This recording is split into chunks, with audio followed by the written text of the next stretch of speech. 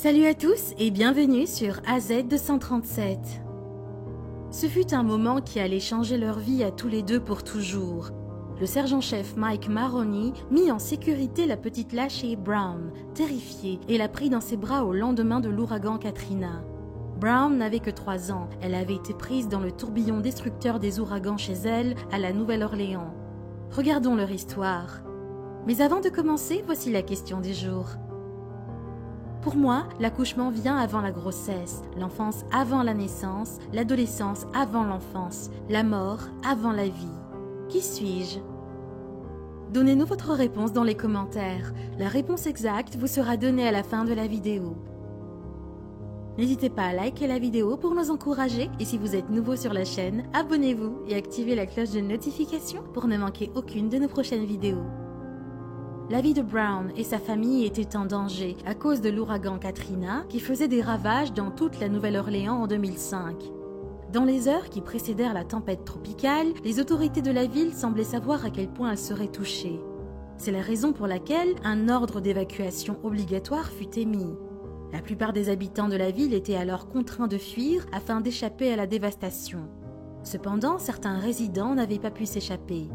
Environ 1/5 de la ville ne possédait pas de voiture ou était obligé de s'abriter dans un stade de sport local. D'autres étaient restés chez eux et priaient pour que la tempête s'arrête sans dommages majeurs. Quand l'ouragan s'est finalement calmé, on comptait près de 2000 victimes.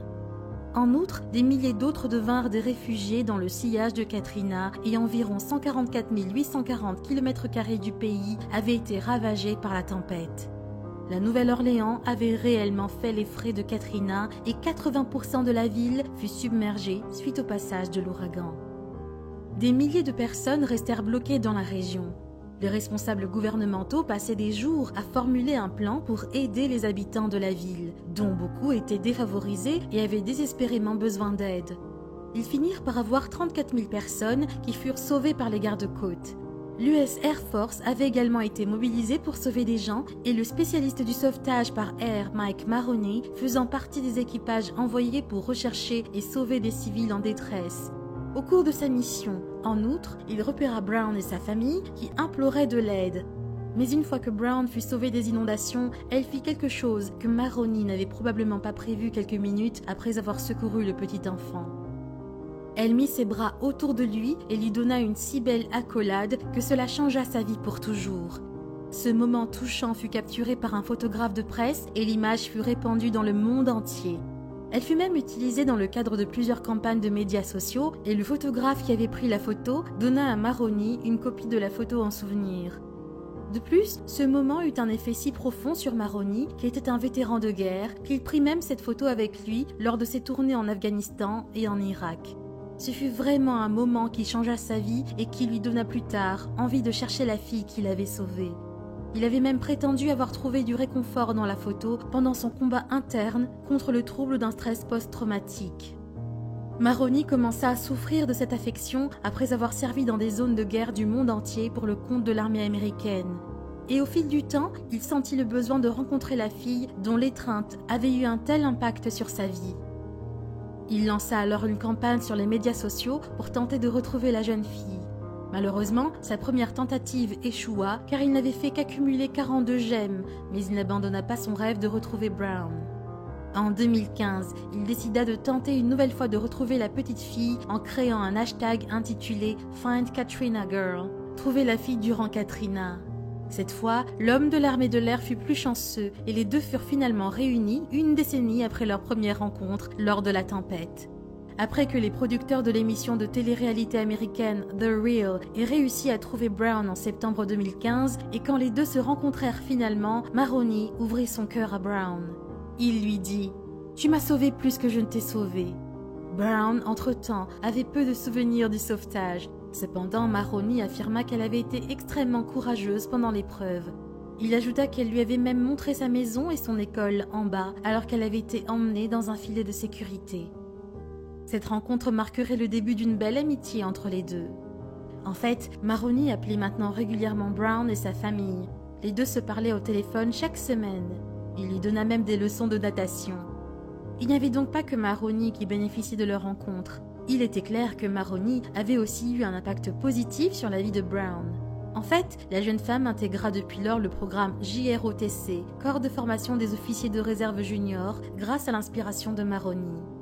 Ce programme était conçu pour donner aux lycéens un avant-goût de la vie dans l'armée américaine. Il servait également de programme de préformation pour les jeunes qui espéraient rejoindre les forces armées plus tard dans la vie. En parlant de sa décision de rejoindre le programme, Brown déclara que c'était un défi très intéressant et ajouta « Comme je ne l'avais jamais fait auparavant, je savais que si je m'engageais, j'aurais l'aide permanente de Mike, si j'en avais besoin ou si j'étais confuse pour quoi que ce soit. » Maroni eut un tel impact sur la vie de Brown au point où lorsque le moment vint pour elle d'inviter quelqu'un à son bal JROTC, elle n'eut qu'une seule personne en tête. Et lorsque Brown invita Maroni à danser ce soir-là, sa réponse fut claire. « J'y vais parce que je ferai tout pour rendre cette accolade à Lachey. Sa famille et elle comptent autant pour moi que les miens. » Il déclara aux gens que Brown prévoyait maintenant de suivre ses traces en s'enrôlant dans l'armée, mais qu'elle n'avait pas encore décidé si elle acceptera un poste dans l'armée de l'air ou un autre poste dans les forces américaines. Quoi qu'il en soit, quoi qu'elle décide de faire, il y a une personne qui dit qu'elle la soutiendra quoi qu'il arrive. Je suis fière d'elle, quoi qu'elle fasse, et je la soutiendrai dans tout ce qu'elle fait. Maroni déclara aussi « Je pense qu'elle comprend le service et je crois qu'elle fera de grandes choses, peu importe ce qu'elle choisira. » Quant à Maroni, il prévoit de prendre la retraite de sa carrière dans l'armée de l'air. Il utilise aussi maintenant son temps et ses talents pour encourager les jeunes de toute l'Amérique à suivre ses traces et à trouver un emploi sur le champ de bataille, même s'il raccrochait son casque. Cependant, Maroni continuera à jouer son rôle d'ami et de mentor pour Brown. Il dit aux gens que la vie au service de la planète est importante, que ce soit dans l'armée ou en tant qu'encadreur ou encore bénévole. Cela rend la vie encore plus appréciable. Quelle est votre opinion au sujet de cette histoire? Dites-le nous dans les commentaires. Et maintenant la réponse à la question du jour. Un dictionnaire. Bravo à tous ceux qui ont trouvé la bonne réponse. Nous voici arrivés au terme de cette vidéo. Merci de l'avoir regardée jusqu'à la fin. Surtout n'oubliez pas de la liker et de la partager avec vos amis. À très bientôt sur AZ237.